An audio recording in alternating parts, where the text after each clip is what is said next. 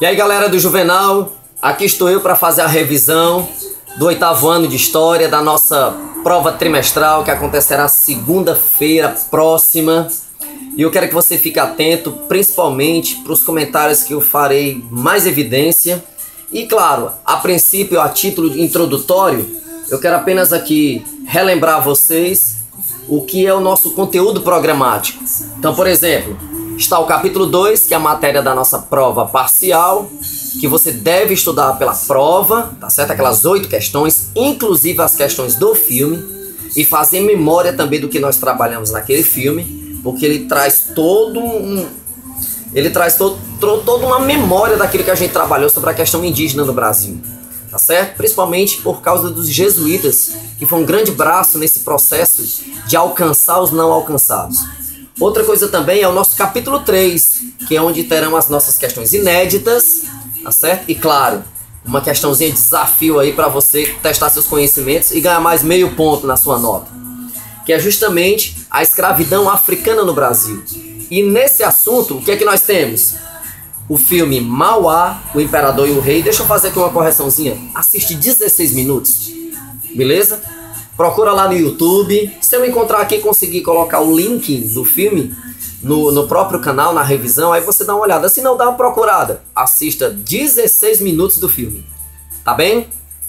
E claro, nós assistimos também o filme 12 anos de escravidão, só pra gente tentar, deixa eu ver, de uma forma filmográfica, de um filme, vivenciar como é que era o tratamento que o escravo recebia para com seus senhores, para com seus donos. Ok?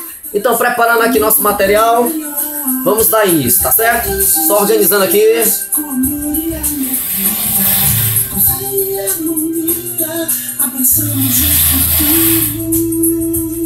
Então vamos lá.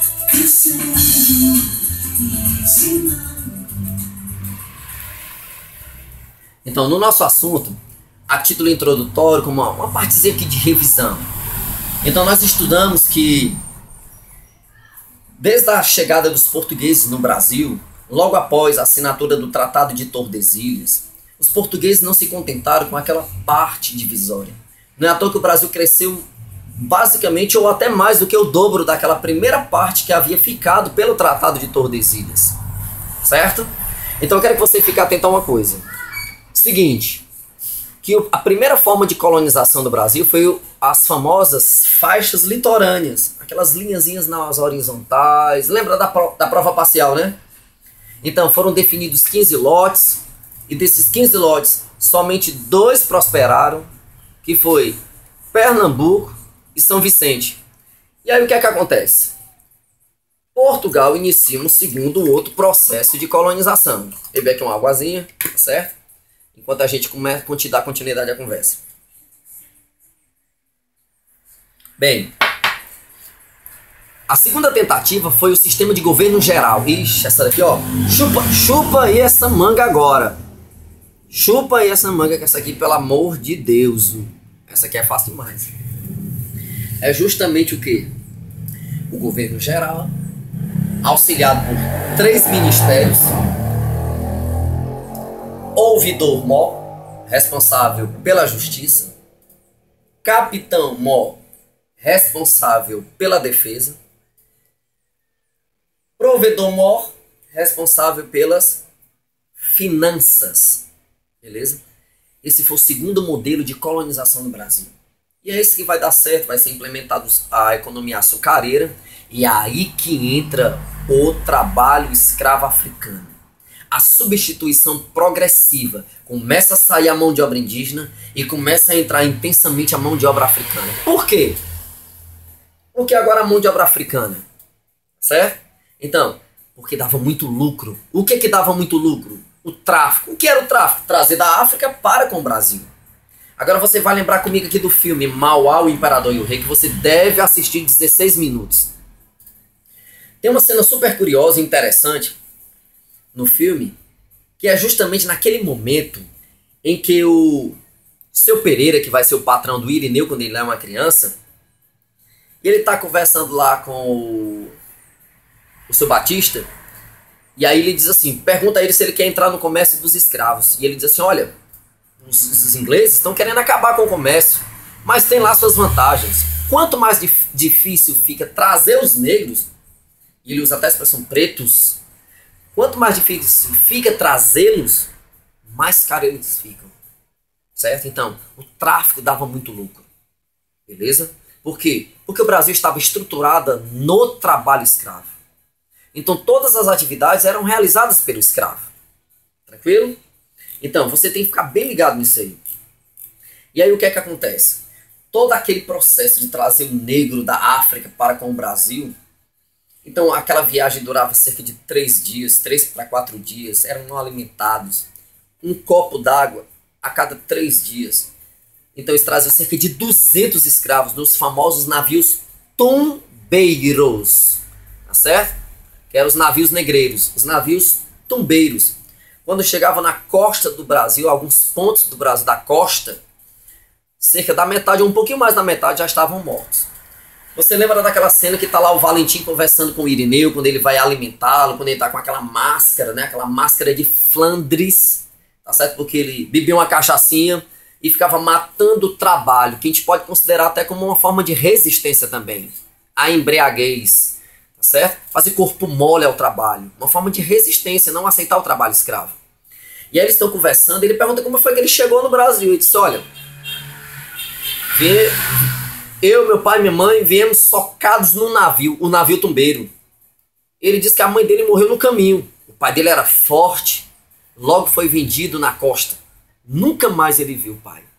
Então, aquela divisão que também nós vimos no filme 12 anos de escravidão. Então faz uma correlação. E outra coisa importante também, que a gente viu também no filme Mauá, é aquela questão histórico-simbólica. Que assim que o Irineu chega na costa do Rio de Janeiro, aí o tio dele diz assim, são escravos, Irineu. Todo negro sem sapatos é escravo. Então significa dizer que o contrário, um negro que usava sapatos. Então, fazia parte do vestuário histórico simbólico que o sapato simbolizava que ele era alforriado. Fica ligado nisso. Tá ok?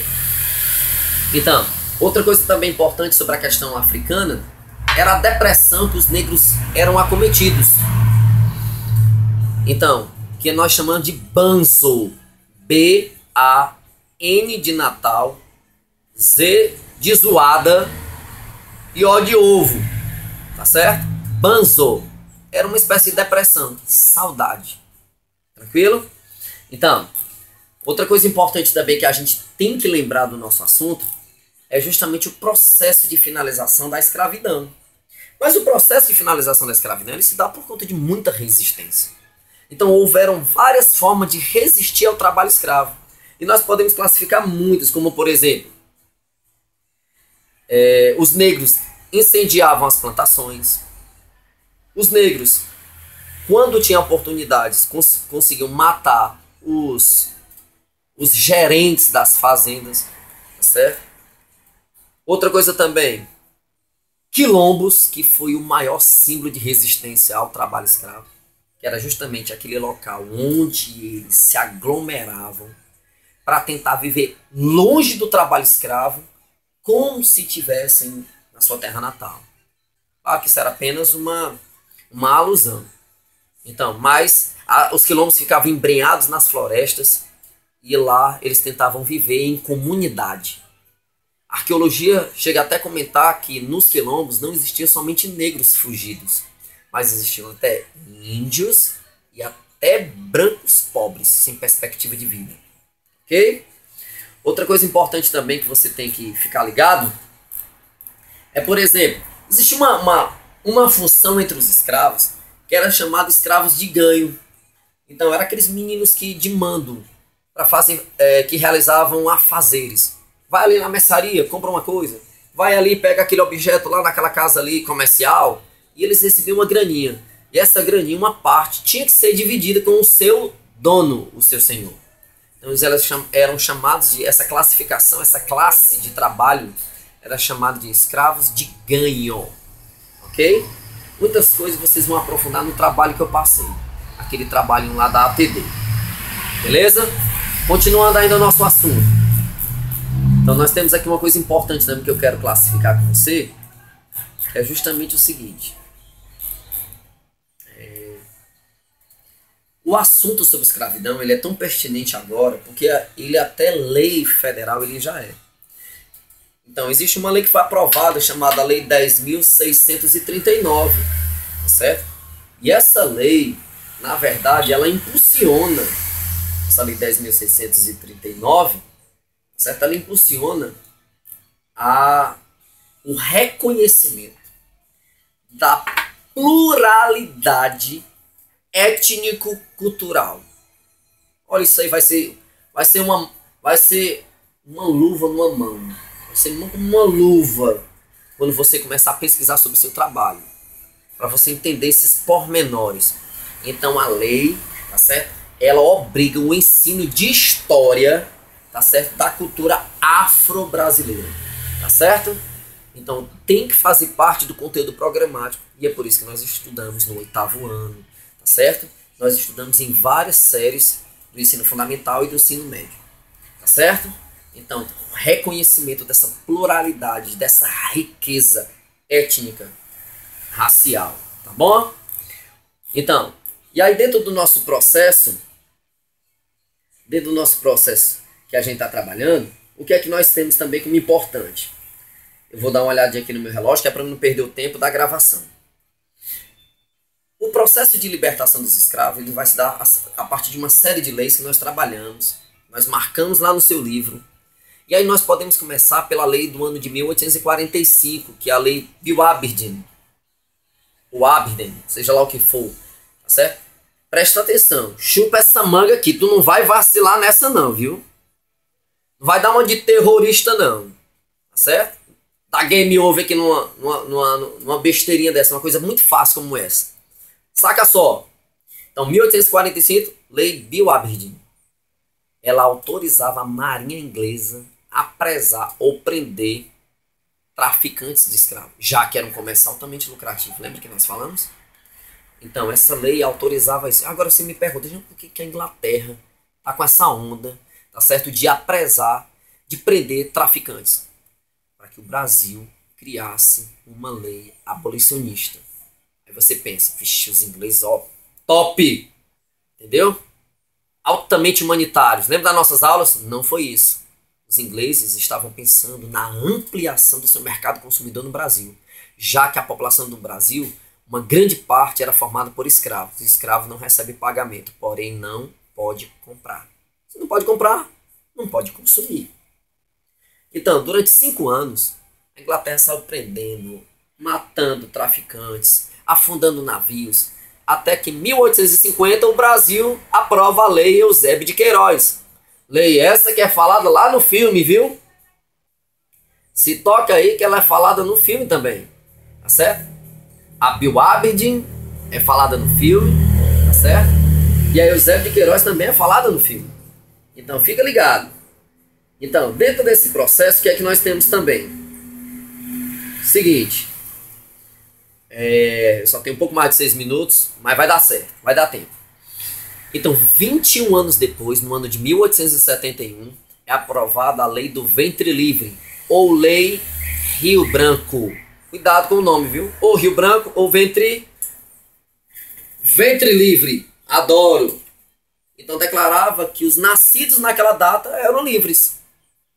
E aí, no ano de 1885, é assinada a Lei Saraiva-Cotegipe, ou a Lei dos Sexagenários, que libertava escravos a partir de 60 ou 65. Tá certo? Se aparecer 65, é sexagenários. Se aparecer 60, também é sexagenários. Beleza? E por fim, 3 anos depois da assinatura da Lei dos Sexagenários, vem a famosa lei do dia 13 de maio de 1888, assinada pela Princesa Isabel, filha de Dom Pedro II, a famosa Lei Áurea, que extinguia, a partir daquela data, a escravidão no Brasil. Mas aí você não pode esquecer de uma coisinha importantíssima, que agora é uma data magna, tá certo? Uma data magna no estado do Ceará, que 25 de março, tá certo? Faz alusão ao fim da escravidão no nosso estado. Então a primeira vilinha que finaliza a escravidão era a Vila de Acarape, em 1883, no ano seguinte, 1884, certo? A província do Ceará, então, abole a escravidão. E aí, no dia 25 de março, tem muitos motivadores, como o Jangadeiro, o famoso Chico da Matilde, né? E aí, toda essa movimentação, as greves que aconteceram, a greve de jangadeiros, isso tudo foi motivando o fim da escravidão aqui na província do Ceará. Mas, abre o olho, fica ligado. Por que o Ceará é pioneiro? Por que esperou? Por que não esperou a Lei Áurea? Aí vou fazer minha perguntinha agora. Onde é que o negro trabalhava quando a escravidão acabou no Ceará? Então, em 2 setores. Primeiro setor, cultura do algodão, as plantações de algodão.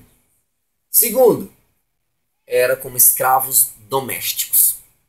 Tá certo? Então isso já não dava mais lucro. Tá certo? Então, é simbólico? É. É controverso? Também. Tá certo? Então fica ligado nesse processo. Outra coisa importante também que a gente tem que atentar bem é o seguinte. Deixa eu ver aqui se eu já finalizei.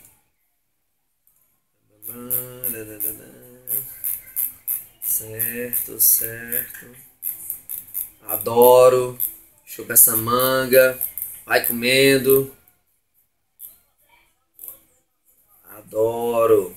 Bom, só para poder a gente finalizar aqui rapidinho. Você lembra que os escravos naquela travessia toda da África para com o Brasil, a saudade da sua terra natal, acabou desencadeando num processo de depressão muito grande dos negros. E o nome dessa depressão que os negros eram acometidos, essa saudade que eles tinham na sua terra natal, nós chamamos de banzo. Certo? Nós falamos isso nas aulas. B-A-N de Natal, Z de zoada e O de ovo. Banzo. Certo? Formas de tortura. O tronco. O negro era amarrado e era chicoteado, como nós vimos lá no filme 12 anos de escravidão. O tronco. Né? Outra coisa também importante. A mestiçagem que se dá do branco para com o negro, a gente chama popularmente no Brasil de moreno. O nome é mulato. Então, a mestiçagem entre o branco e o negro deu no mulato. Tá certo? Fica ligado.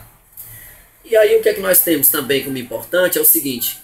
Nós temos o quilombo mais importante da história do Brasil, tá certo? Que é o quilombo de Palmares. O líder do quilombo de Palmares, Zumbi, Z-U-M de macho, B de balde, I de igreja, Zumbi, tá certo? Aquele que gerenciava a fazenda, era chamado de feitor. Você não pode esquecer também que era aquele capataz, né? Você viu também no filme 12 anos de escravidão, que era, por exemplo, aquele quando o Blatt ficou preso lá de ponta de pé lá, que aquele outro cara queria matá-lo. Aí ele chega com os revólveres, aponta lá para aqueles caras que tentaram matar ele, né? Forcando ele de ponta de pé. Então aquele cara lá, ele é um capataz, tá certo? O capataz lá da fazenda, encarregado da vigilância, então vigiava lá os negros, tá certo? Punia os negros, punia quando eles fugiam, quando eles eram recapturados, tá certo? Então a tortura era desastrosa e você viu lá comigo no filme. Tá bom? A senzala era aquele famoso alojamento onde o negro ficava. Então, havia uma grande diferença. A casa grande tinha muito conforto e a senzala, onde os negros dormiam, era a moradia do negro. Dormia no chão, na umidade ou em cima de uma esteirazinha. Então, naquele local tinha poucas janelas. Então, era um negócio mesmo muito depreciativo. Então, fica ligado nisso. Eu quero me despedir aqui, agradecer a vocês. Que foi um prazer estar aqui com vocês e fica ligado, assiste várias vezes se necessário for, tá bem? Então, no mais, chupa essa manga. Adoro.com e o meu relógio acabou bem na hora. Da vida, desfrute a vida, todo saber Rede Salesiana de Escolas. Mais verdade, gente cheia de vida, mais entusiasmo diante da vida. Desfrute a vida, todos saber. Rede Salesiana de Escolas. Rede Salesiana de Escolas. Rede Salesiana de Escolas. Rede Salesiana de Escolas.